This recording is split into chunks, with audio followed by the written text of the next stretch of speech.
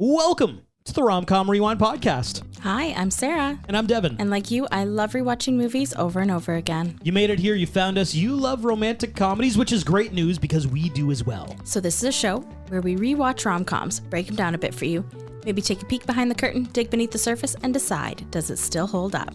Today we have The Idea of You. And the best way that you can help out the pod and also just connect with us a little bit more, if you so choose to do that, is follow us on Instagram at Romcom Rewind. We have a message from Lindsay. She says, "Hi, I heard an ad on the radio for your pod and have been completely obsessed since. I clean houses for a living and am an avid runner and listen to your podcast constantly. Your podcast makes me run longer as I just need to listen to your rewatchability scored at the end. You two are so entertaining, and I am so thankful to have found you. Suggestion, not quite a romantic comedy, although it could be between Devin Sawa and Christina Ricci. My little 90s heart is fluttering, but would love for you to recap Now and Then. I must have rented that movie 100 times. Thank you for the amazing recaps and congrats on baby number 2. And enjoy the baby years. It goes too fast." Thank you, Lindsay. Already going too fast. Now Yes. and Then, yeah, a 95. Yeah. That is a comedy romance. That's a proper rom-com. I totally remember seeing the poster. I don't think I've ever seen it, though. Yeah, So, I don't think I've ever looking seen forward it to either. it. Yeah. That is a cool pick. And thank you for the message. And if you want to reach out to us at Romcom Rewind on Instagram, throw us a follow. The Idea of You, this is a brand new one. It's a 2024 romantic comedy directed by Michael Showalter, based on the novel by Robin Lee. I believe you had it on your fantasy draft. And boy, did it do well. We're I think I'm pleased going. with this one. I still have to stay positive and confident, but this one does give you a little oomph. So if you're unfamiliar, actually, you can just go back a number of episodes to the first episode of the year, I want to say. We do our Rom-Com Rewind fantasy draft, much like a fantasy football or hockey or just a sports team. We draft romantic comedies each year, and based on the Rotten Tomatoes critics and audience score put together, we spit out like a total score of each movie. And I think I'm crushing you. We also haven't done any of my movies yet this year, so we haven't because they just haven't been that good. No, I'm kidding. My Lisa God. Frankenstein wasn't bad. You've got Lisa Frankenstein on your list. I do, yes. I've got the sleeper in Wicked, which is a musical, but we did allow it. Yes, we did allow it. The trailers for that look fantastic. They do. They really do. Mean Girls, the musical, did well. Mm-hmm. The Idea of You, this has scored very, very well on Rotten Tomatoes. Yeah. And I am popping in here after the recording of this podcast because we hadn't run the numbers for the Rom-Com Rewind Fantasy Draft before recording here.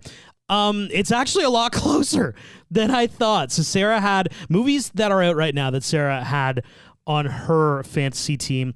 Lisa Frankenstein, which reviewed very well. The Fall Guy, which is out in theaters right now, also doing amazingly. And which brings me to you. Her total score is 440 right now. I Mean Girls, the musical. Challengers, also in theaters right now. Zendaya, reviewing amazingly. And this, The Idea of You, my score is 443. So we are literally, I got a 3-point lead. Anyway, back to the original pod. I was literally just looking it up this morning in preparation for our podcast. An 82 critic score, a 67 audience score. Okay. So, I mean, still, though, that's a very, very strong... It's normally the opposite. It's normally critics hate rom-coms, and the audience loves it. This one was a little bit swapped. Critically, this movie is A++. Audience is a little bit divisive. But I think I have ideas as to why that is. I think I also have ideas for that. Yes. I think this movie might have been suffered from a little bit of what's known as review bombing, where people don't actually, they just find something divisive about the movie and they decide to review poorly on it, even if they haven't necessarily seen the movie. Anyway, The Idea of You, Robin Lee, based on her novel. It's the story of Selene, played by Anne Hathaway, a divorced art gallery owner living in Los Angeles. Selene ends up going to Coachella with her daughter and her daughter's friends, where they have a meet and greet with pop band August Moon. No big deal. And August Moon, I don't want to allude to this too much, but feels very One Direction-y is what I'll say. I would agree with that. British boy band, The Wanted, One Direction, something like that. There, Selene meets Hayes Campbell, played by Nicholas Galitzine. Hayes is a member of August Moon. Hayes and Selene end up hitting it off. However, they are challenged by the fact that Hayes is much younger. In an internationally successful boy band, Selene has an ex-husband. She has a teenage daughter. It all causes a number of conflicts, and I'll leave it at that. That's your lead-in for the idea of you. What are your thoughts? How did you guys meet? We need to know the story. We met at Coachella. Hi. Hi. This is your trailer? Yeah, I'm in the band. We're performing on the main stage. August Moon? Yeah. I met someone tonight. I feel a little inspired. This one's called Closer. So when I went into watching this movie, I had heard most people really liked it. It was really good. They loved Anne Hathaway in it.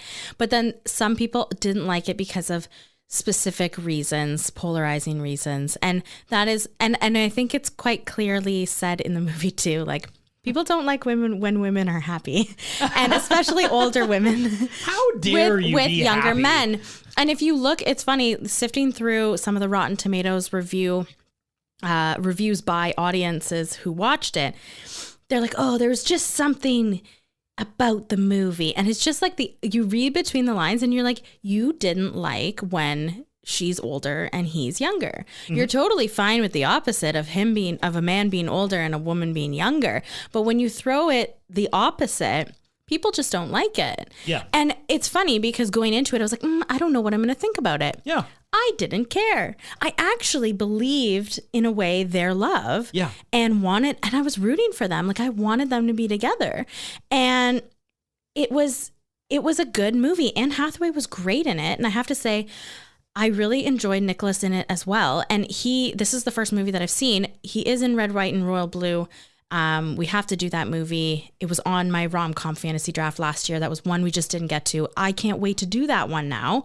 Well, I couldn't before, but now I definitely want to do it soon. But this was a really good movie. If you haven't had a chance to watch it, I mean, it's a 2024 rom-com. They're coming back. We got to support them. It was really good. Absolutely. I agree with everything you said. On the surface, first blush, like watching the trailer, I'm like, oh, interesting premise. I don't know. I don't know if they're going to be able to land this plane, to sell it. Yeah. The chemistry, Anne Hathaway, so great. So I thought, let's give it a shot. This film might be a runaway favorite of the year for me. Wow. It's so well done. It does have its critics.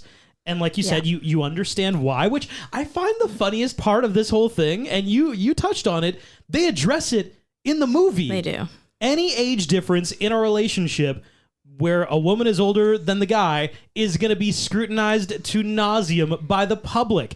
And if you read some of the reviews, that is definitely a problem for some people, which is ironic because in the movie they said, hey, this is a problem for some people, and it's a little bit ridiculous, which I find so funny. Like, they called you out in the movie, and people are still reacting the way that they called them out, which I find very, very funny. It's ironic. I think it says a lot, because when you watch this movie start to finish, like, they execute it. It's a believable love story. Even the age difference, I found it was very authentic, too.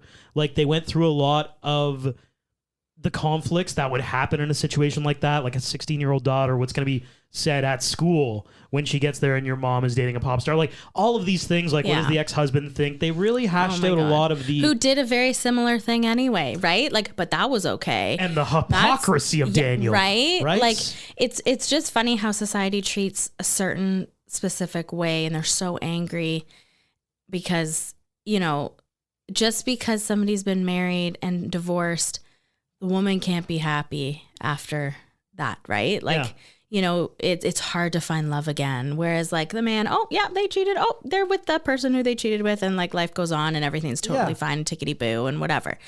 Whereas it's very polarizing for that. And, like, I do have a few holes to poke in this movie, but but none of them are about the overall premise, which I find funny reading all these reviews, and people are like, I don't know, there's something about Anne Hathaway being older, and it's like, dude, okay. She looked calm down. Amazing in this movie. Oh, she was Her hair. I just want her hair. I love it. I have a lot more to say about Anne Hathaway throughout the movie, actually, that I want to get to. But yeah, I totally agree with you. Yeah, I think it was a well done rom-com. I wish I would have read the book first. Yeah, you know? Anyway, let's dive in. Selene is going camping solo while her daughter and her friends are going to Coachella with her ex-husband Daniel and his girlfriend Ava. Just as she's about to take off, the kids show up with Daniel, and of course he has a business trip that he has to go on, and he can't take them anymore to Coachella, so she ends up taking the kids. And when I say kids, teenagers. At Coachella, she goes to the VIP section because Daniel set all this up with this VIP meet and greet with August Moon. She goes to the bathroom and finds Hayes from the band August Moon in the bathroom that she's in. It turns Fun, out cute. Super. I like that. Yeah, I like the meet cute. Meet cute. Mm-hmm. We've seen a lot. I don't think we've seen that one before, which was fun. Are you a part of that ASMR community that gets off on listening to people pee? No, Because I don't think you can just go around assuming. It's actually my trailer. What? It's not literally mine. You know, I don't own it. This is your trailer? Yeah, I'm in the band. We're performing on the main stage, and now I'm Hayes Campbell. August Moon? Yeah. Well, I absolutely know who you are. Anyway. She thought that these were the VIP bathrooms. They were not. It was his actual trailer, which, like, you'd think that there would be I guess there wouldn't be a sign because then people would totally try to break in. He asks if Selene wants to go and hang out. He finds out she's single and here with her daughter for the meet and greet. She ends up leaving when his team shows up to dress him for their little meet and greet and then the on-stage presence. What was your first impression of Hayes Campbell meeting him, the love interest in this movie? As a band member? Just in general. Oh, I liked him. I thought he was really cute. Like, here's the thing. Yep. I'm gonna rave about Anne Hathaway throughout this movie. I think she's an all-timer now. Put her up on Mount Rushmore. Like, Anne Hathaway's fantastic. Nicholas Galatine, though, like, you need a certain level of charisma to pull off this role. Like, I am going to charm a 40-something-year-old mom and make it believable. And right from the first moment they met, I believed it. I'm like, he's doing it. He's doing it. Yeah, he's charming her. Interestingly, they actually met at their chemistry reading. I mean, that happens in a lot of movies, and often it's motivated by whoever the star happens to be. So I'm sure Anne Hathaway was like, listen, I'm going to sit down with these 5 people and do a read, and we'll pick who I think is the best one, kind of thing. So they're at the meet and greet. They chat further. He finds out that she owns a contemporary art gallery. And at the concert, he even sings a song just for her called Closer. You know what? I realized there is one thing in my notes that we haven't even mentioned. We kind of just glossed right over it. What was Selene doing if not at Coachella? She was going solo camping. She was going to start solo camping. I find this so funny. Adults finding new hobbies in their adult lives because she's like, hey, maybe I'm just a woman who likes camping and I don't know it by herself. And maybe camping is my calling and I didn't know this was my hobby. I saw a TikTok the other day talking about how it's like, if you're a guy in your 30s, at some point in your 30s, like during that decade, you are going to get way too obsessed with a tree. And it might be its location, it might be the trimming or the foliage, or maybe you want to remove the tree. But at some point in your 30s, as a man, a tree will consume your life. You have a tree in the backyard. I've got a number of trees. Okay, at the lake, I could cut down 20 trees. It's not even just one anymore. It's many. It's numerous. Oh my God, 20 trees. I do believe that, actually. Yes. I'm the one who stops you.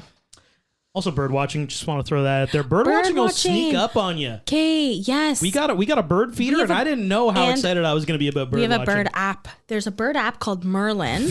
See, this is how it starts, guys. Cornell University. Listen to her.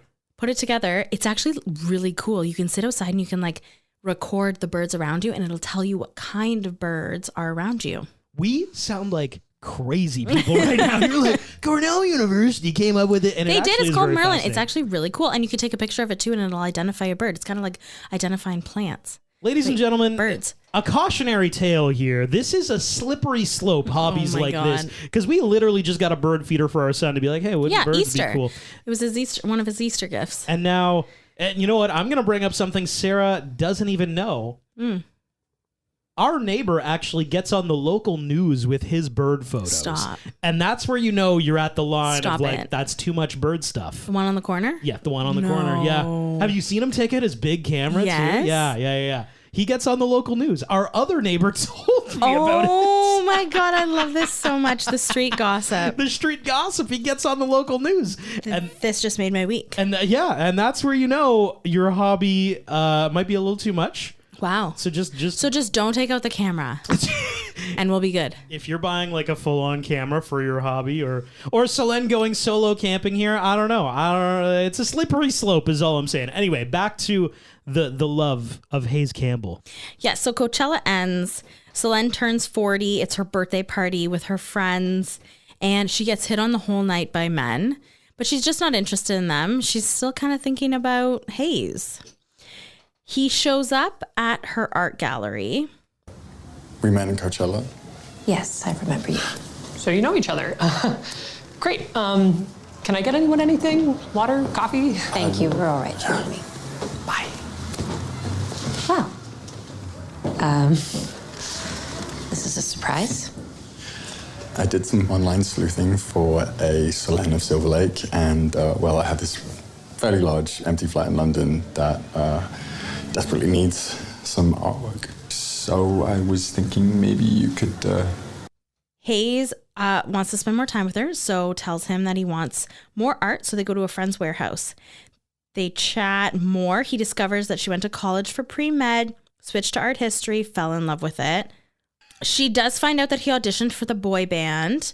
He asks her to go get a bite to eat. When she says, like, oh, let's go to this restaurant, he realizes, like, I don't want to be anywhere in public.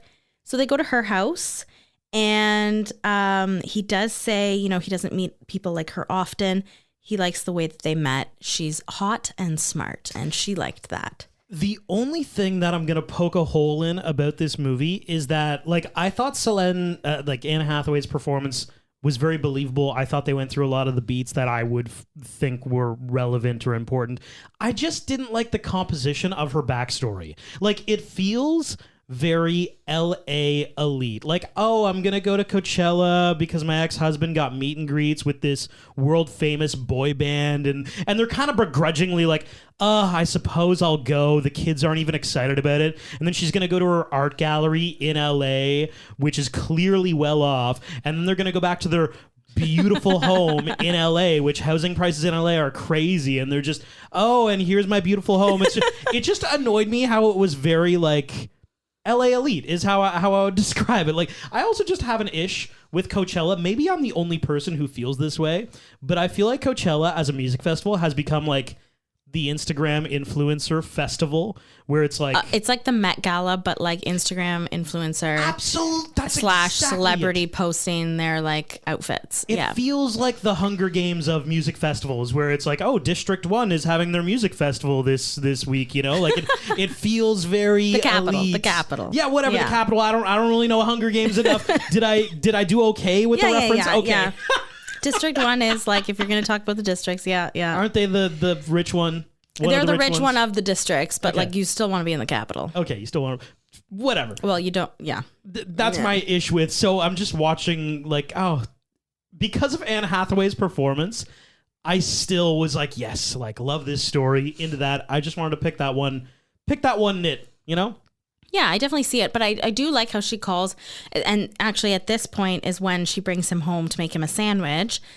She's quite down to earth for somebody who does well in the art gallery world, because her house is a home, whereas her ex-husband bought this, you know, so to speak, mansion. He is the LA elite. She kind of keeps it still down to earth. I think she's a little bit of like, a hippie. And I think the reasoning too is that they had to explain away why she could leave work for like Ever? 2 months to go on tour with him in Europe. Yes. Like, well, she's well off, and he bought her entire art studio, so she could take a couple months off, you know? Yes, in the book she does have an art gallery partner.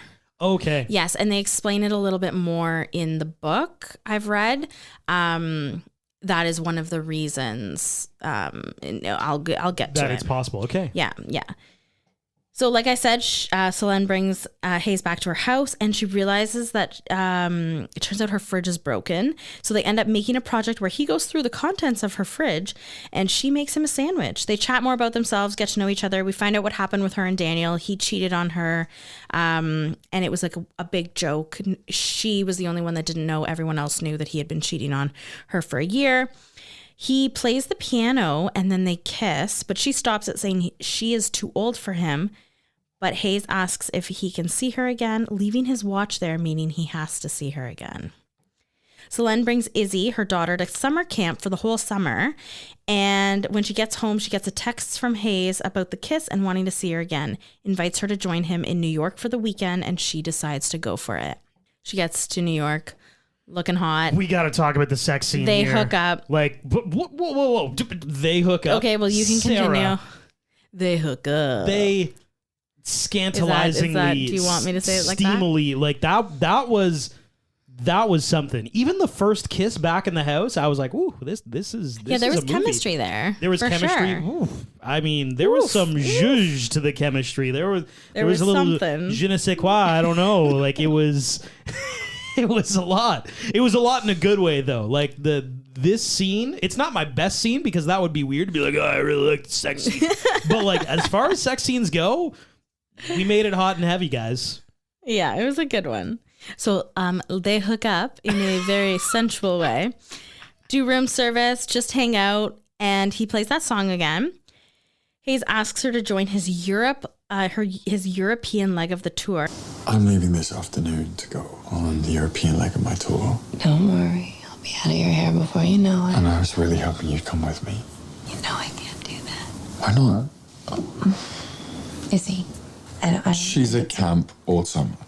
The gallery, I have to. I literally bought all of the art in your gallery. So, I mean, don't your hearts need some more time to make some art? On the tour, she's really living the life, private jet, living it up in Europe. At a restaurant, they're photographed together, but end up spending the long weekend at an amazing place in France.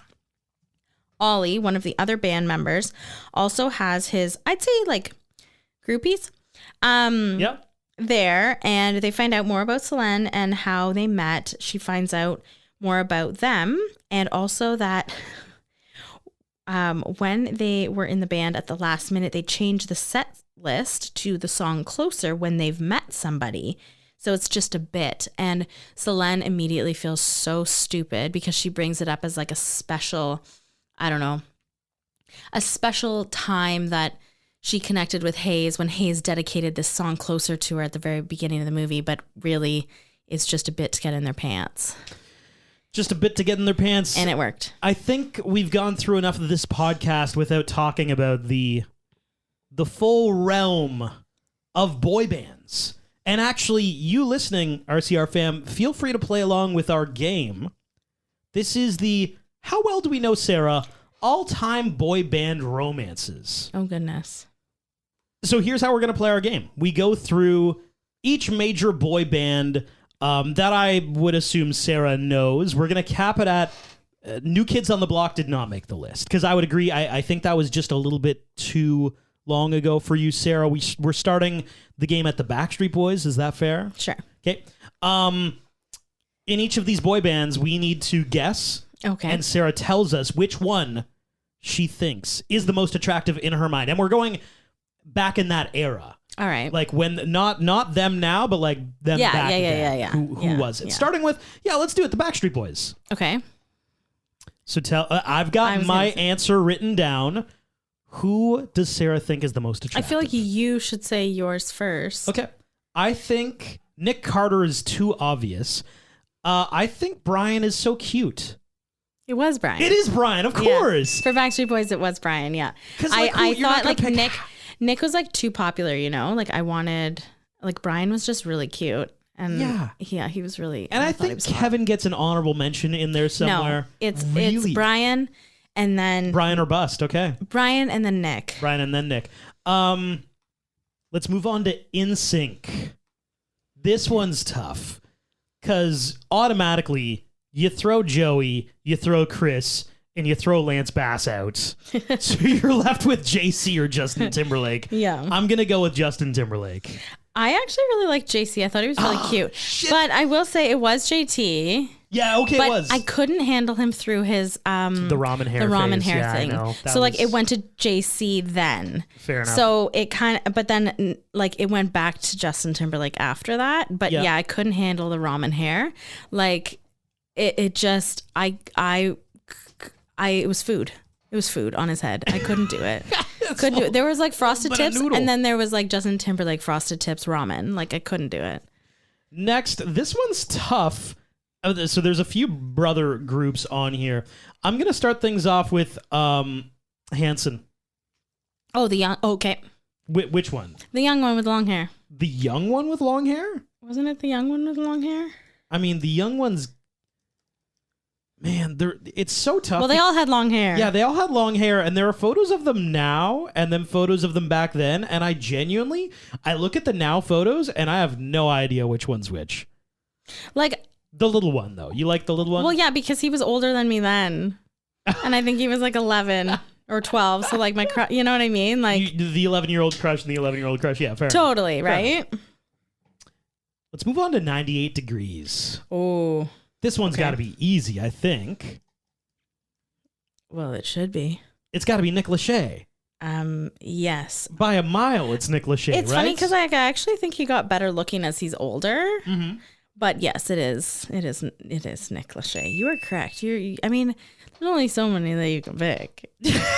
Like, Well, with 98 Degrees, there was really only one. With the next two, this is where we really learn if we know Sarah. okay. So RCR fam, feel free to guess on this one. The Jonas Brothers. Oh, Yeah, I would qualify them as a boy band. I'm going to guess. I mean, with the Jonas Brothers, I feel bad, but you throw Kevin out, and you're left with Joe and Nick. I'm going to guess you went Nick. I did. Yes, here we go. But you know what, though? Yo, I'm It's nailing funny this. because Camp Rock was just... I was just too old for Camp... I wasn't just. I was too old for Camp Rock. Okay. So I didn't really get the Jonas Brothers until a few albums, like until... Right. Yeah, but Nick, yeah. Okay, it's Nick. Yeah. And finally, One Direction. Oh, okay. I'm excited to hear you say this one. Yeah, this one came down to, I think, just two guys. Okay. I think you throw Liam out. I just don't like Liam as a person. No offense, but like seeing him in interviews, sometimes he doesn't vibe with me. I think a no on Louis. Yeah. I also think a no on Zayn. So I think we're left with Niall and Harry. And I'm gonna guess Niall. It's yeah. I think it's just you know my type. You like. I mean, one would fucking hope. But you know what though? Yeah, like exactly. One would hope. Yeah, I do have to say though, Harry. Like, I like Harry Styles. His last few albums have been like amazing. Oh yes, yeah. I really like him. So like yes, I mean between those two, you're good. Hey, Good job. pretty good. And RCR fam, let us know how well you did. I think that's so funny. Yeah, I'd hope, right? You know. One would hope. If I was getting these all wrong, we'd have more questions actually than answers, really. So Lynn, after this, decides she wants to go home. And Hayes tells her, there's a few more weeks of the tour. Then they'll be in LA. They can just hang out like normal. And she says, I fell for your F-boy moves. I'm 40 years old. I'm clueless. And I need to go home. She's like, you know what? I'm in over my head. Like, I just need to go home. He tells her for the first time he can remember he's actually happy. And it's because of her. He asks if anyone even knows about him. And she tells him that she's ashamed of him. She leaves and goes back home. She gets home, finds out that the piece that her friend Sarah had made, they saw it in the warehouse. Hayes actually made sure to get it for her as a gift, which is a massive gesture. Huge. When she looks at that piece of art, she feels everything. And I think when he looks at her, he feels everything. Daniel, her ex-husband, stops by with a new car for Izzy for her 17th birthday, and he tells Selene that a guy that he works with swore he saw her in Italy with a guy from August Moon kissing and holding hands. And she says, oh yeah, that would be crazy, wouldn't it? And then Ava, who is now with Daniel, says that she's leaving him. Daniel, played by one of those faces that you're like, oh, it's that guy from a thing. Reed Scott is his name. Played, funny enough, Dan on the series Veep. Oh my God, he did. He's also in The Marvelous Miss Maisel, Sarah. He is in The Marvelous Mrs. Gordon Maisel. Yes. Ford. Yes. Yeah. More so Veep, though. Man, that was a good show. But yes, he totally was Dan in Veep. I forgot about that. He definitely, like, at first glance, you're like, I know that guy, but I don't know from where. And then now that you say that, I'm like, oh, yep, that's Dan. Yeah, that's him. He's grayed out a little bit. I was going to say 10 years older, and you're like, oh, there he is. Because Veep ended in it was 2012 to 2019. So really, oh wow, if you watch the first 5 seasons of Veep, it's been 10 years since then. Oh my God. Selene gets a text from Hayes saying to stay off the internet. Obviously, when you tell somebody to stay off the internet, they're going to go on the internet. The first headline says Hayes Campbell caught a cougar. Again, people don't like when women are happy. Older women are happy. So Selene goes to pick up Izzy from summer camp, and everyone at camp knows what happened. And so this is kind of how we can keep track of the timeline in this movie at this point, because Izzy goes to this summer camp for the summer. So we know that summer is ending and school is going to be starting. So it's been, 2 months at least. Everyone at camp knows what happened. All these parents are coming up to Selene saying how inspired they are by her. Izzy isn't thrilled.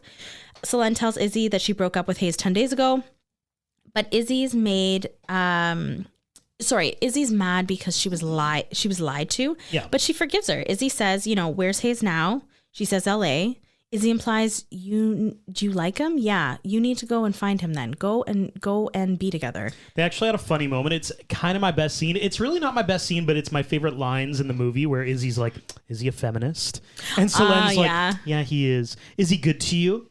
Yeah, he is. And she's like, so you let a feminist man who's really good to you leave? Like, what are you doing kind of thing? It was a funny bit of dialogue that, I'll put it in as my best scene. I just thought it was funny.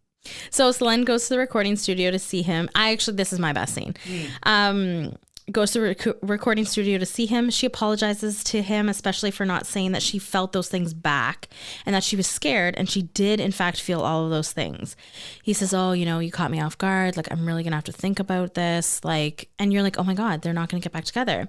Just kidding. They kiss, make up, and they start dating.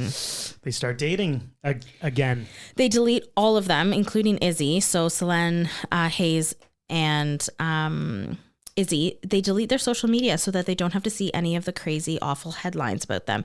Daniel comes over one day and starts questioning Hayes, saying that, what's your end game, bro, with my wife? And he's like, oh, I didn't know you were still married. What? And he has nothing nice to say. Now that Daniel isn't happy, Selene can't be happy either because Ava has left him. Ava's left him. Can we talk about the growth of Anne Hathaway really quickly? Because watching this movie, especially around these scenes, I first started thinking about Anne Hathaway in not her first role, because that was The Princess Diaries, but one of her first roles was The Devil Wears Prada. Oh, yes, so good. In which she is starring alongside Meryl Streep. And I couldn't help but think about that relationship watching this, because I think Anne Hathaway has reached that level of unimpeachable grace, if that makes sense, that Meryl Streep also has, where you could put her in any role. You can put her in maybe a slightly divisive role. You can, and she'll still pull it off. Yeah, because she's so graceful in her elegant. delivery. She's elegant. She has a certain elegance about her as an actress you just can't look away from the screen when she's acting. She can sell anything to you. Yeah, via acting. Whatever she's selling, I'll buy. And Solène in this movie, she does nothing bad. She definitely does something unique in that she's Right. dating a younger guy, but it reminds me of like a little bit of Mamma Mia with Meryl Streep and how it's like, oh, there are three men who could be my possible baby And we daddy. don't know who the baby daddy is. And we don't feel less about her because of it. We're just like, oh, you go, girl. You know, you get it. Yeah. Because it's Meryl Streep, and you're like, hell yeah, like, go for it. I felt the same way Yeah. about Solène in this. I'm like, hey, you go, girl, go get him. Well, yeah, people deserve to be happy. And Absolutely. yeah.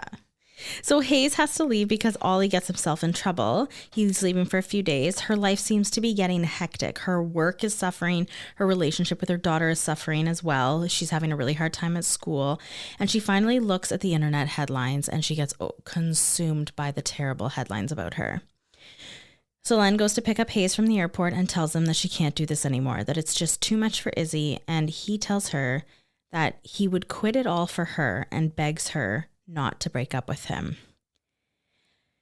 Solène gets a text from Hayes saying, open your door. It's him saying he auditioned for the band when he was 14 and then it shouldn't ruin a whole life. He tells her that he loves her, and Solène in return tells him that she loves him back. But Hayes asks her to revisit them again in 5 years, and she says that's just too long. She's going to be 45, that if he gets a shot at happiness, he needs to take it and, leave things be, that they had their great, time, but if he does find happiness, he needs to take it. He does leave the watch, though. 5 years later, we get a little 5 years later flash. Flash forward. Sarah loves these. Sarah loves these. We need closure, guys. Izzy is in college in Boston, and that night she sees Hayes performing on the Graham Norton show. It seems like you have been touring non-stop. Yeah. Presumably there is a break somewhere. I'm on my last legs, I think, at the moment, Graham. But I think after that, I've scheduled myself a little break, maybe a little holiday to LA. There's someone I would like to see there. Of course. He shows up at her art gallery. She sees him and is instantly happy crying. The end.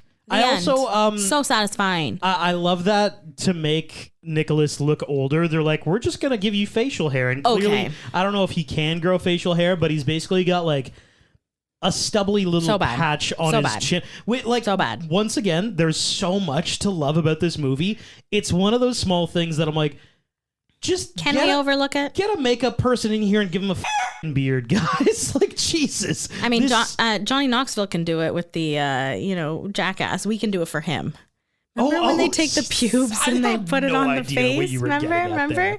Wow. That one was a terrible one. That was a tough one. Yeah. that was tough, Sarah. I know. But yeah, overall, just such a satisfying end to this movie. Quick facts. Fans believe Harry Styles inspired the romance novel The Idea of You because Hayes Campbell is a young British musician who is the lead singer of the fictional band August Moon, much like the former One Direction singer. Styles and Campbell also share similar taste in women, as the Watermelon Sugar singer dated Olivia Wilde, who is 10 years older than he is. I have a little bit more on that, actually, because the author has come out, Robin Lee, to talk about how she regrets admitting to the fact that Harry Styles was part of the inspiration here. Do you know who else was? Yes, I do have it. Which I'm just like, interesting. Oh, do you have it as well? Well, you say it and I'll... Okay, well, she said, first of all, she combated the theory that it's like, ooh, it's like fan fiction. She's like, this isn't fan fiction. There were pieces of Harry Styles that were taken for Hayes Campbell. There was also JFK Jr. Oh, interesting. When he was dating Daryl Hannah. And they were hanging out in the Hamptons. That was kind of like... I could see it. I think that trip with Ollie was kind of that vibe that she was going with. And then Michael Hutchins. Oh. Who I don't even know who that is, but I believe the lead singer of Duran Duran. Okay, because I've also heard Matt Healy. Matty Healy from the 1975? Yes. Again, this is not author confirmed, but I have heard that. And it is in my quick facts, but now that we are chatting about it, I will just leave that out. But yes, I had heard Matt Healy from 1975. Sorry, Michael Hutchins, the lead singer of In Oh. Was apparently... that was a direct quote from the author, though. OG. Yeah. Okay, interesting. Anne Hathaway was very involved with choosing the art for Céline's gallery. She partnered with Amy Williams, the Idea of You's production designer, to make the gallery feel authentic. Together, they sought out local artists to find pieces. Along with finding art for Céline's home and office, they also ended up building 3 different art shows for the gallery. Wow. Nicholas, Jordan Aaron Hall, Jaden Anthony, Raymond Cham Jr., and Victor White, aka August Moon, bonded by having a lot of game nights playing Mario Kart. During filming, they all stayed at the same hotel, which helped make the band's friendship translate on screen. That's awesome. Céline's office features a poster of pioneering abstract Swedish artist Hilma af Klint, whose paintings are among the first abstract works known in Western art history. Anne Hathaway and Nicholas Galitzine each starred in Cinderella adaptations. Of course, we know Anne Hathaway in Ella Enchanted from 2004 and Nicholas Cinderella in 2021. Nicholas and the rest of the boy band August Moon members all had to participate in boy band boot camp to prepare for the movie. It looked like a lot of dancing, doing the choreo over and over and over again, just so you remember it. There was a ton of it. They had 6 numbers to do choreography for. Not all of it made it into the movie. I was going to say 6. I can remember 2, maybe. So how many made it in? I don't know. I feel like it was probably just 2 or 3. Yeah, I think it was, I would say like about 3, right? You had Closer, you had that one that they did the music video for. Yeah, they had the fun pop one. Oh, yes, they had the music video one that we were watching. Yeah. Nicholas actually sings all the August Moon songs in the movie. Like that was him singing. Oh, wow. Yeah. Several of August Moon's songs, including the lead single Dance Before We Walk, were written by Kark Falk and Savan Kochecha, aka the team behind One Direction's What Makes You Beautiful. Oh, it definitely has that vibe of One Direction. It does, for sure. Yes. The Coachella scenes were actually filmed in Atlanta. Production recreated the music festival in a field and hired about 500 extras to play fans. Nicholas explained that Coachella was filmed at 3 a.m. in winter in Atlanta, and we had about 500 extras who we placed throughout at different points of the concert, and even performing in front of 500 people is very anxiety-inducing. Yeah. I believe it. Did you hear the other part of them filming this movie in Atlanta? The beach scenes? No. Those were filmed, and the water was absolutely freezing, they said. I heard that Anne Hathaway and Nicholas were embracing in the water, and everybody's like, oh, wow, it's so romantic. They were actually just cold. Yes, that was in Savannah, Georgia. Mm-hmm. Yeah. Well, that's great. I've got another quick fact for you. Anne Hathaway's The Idea of You Home is available for rent on Airbnb. Cool. In Georgia. The $380 per night. Oh, that's really good. It's very affordable. Absolutely. The movie ending is different than the book ending. At the end of the book, Céline admits that she was using Hayes and never loved him to get him to leave, despite being actually in love with him. He, of course, keeps texting her and she declines. However, in the movie's ending, Hayes tells Céline that they will revisit their love in 5 years and they meet again at her workplace. Wow, what a change. In the book, they don't end up together. Oh my gosh, that's so sad. Yeah, they kind of just like part ways. She does tell him you need to go and find happiness, blah, blah, blah. And there's no revisiting in 5 years. Wow. In creating Hayes Campbell's signature look, costume designer Jacqueline... What? I'm so sad about that. I'm still a little... Gosh, I'm glad they changed it for the movie. That would be heartbreaking. I know. I'm really happy that they... I don't think there'd be any calm if they didn't change it. There's be no comedy in this. Man. Okay. Yeah. All right. Continue on with your clothes. Sought out inspiration from Harry Styles, Maddie Healy, and Paul Klein from the band L-A-N-N-Y? Lanny? L-A-N-Y? Yeah, I've never heard of the band. I'm sorry. Nicholas loved some of his costume pieces so much that he ended up asking production where they bought the pieces and bought the same ones for himself. The painting of the trees by Céline's friend Sarah, that she and Hayes admire in Sarah's studio, that later becomes acquired for her, in fact, is by an artist named Sarah. Her full name is Sarah Ann Johnson. And she's Canadian, which is cool. Honorable mentions. Okay, I want to honorably mention this movie that it's about. Obviously, it's a novel, and I know that. But sometimes when they try to do, when Hollywood tries to do a boy band movie, it comes out really cheesy. I will give them props. This was a boy band movie and it was good. You know, like I have to give them props for doing it right. And the plot, the storyline, like everything, it was well done. They chose the right actors to do it, I think. And yeah, it just like, good job. It's not cheesy. I liked it. I agree. I would honorably mention the boy band in general, because I feel like aside from Ollie, I have no idea who any of those. Like, Yeah. I think there was one other guy who had one line. I will honorably mention though the soundtrack here. The soundtrack in this movie is so good. Even them dancing around to Wang Chung. Oh, yeah. It In the was hotel good. room, that was so good. A lot of the music in this movie really hits. And then also you've got the original songs of August Moon. I mean, on the soundtrack, you've got 5 of them. Yeah. That's impressive. For a made-up fictional boy band. For a made-up fictional boy band, exactly. And then you've got a couple, like, Nicholas Galitzine, like, solo things that are sprinkled in there. Yeah, it's impressive. Impressive the amount of original music that they built out for this. So can I ask you, the piece that he was playing on the piano, and then again on his guitar, was that the song that he played at the very end on the Graham Norton show? Because I don't think it was. And that was a missed opportunity to full circle that moment and have it about Selene. Yeah, I don't think it was. So on the soundtrack, he has 3 like Nicholas Galitzine specific songs, 2 of which are acoustic. But Dance Before We Walk was an August Moon song.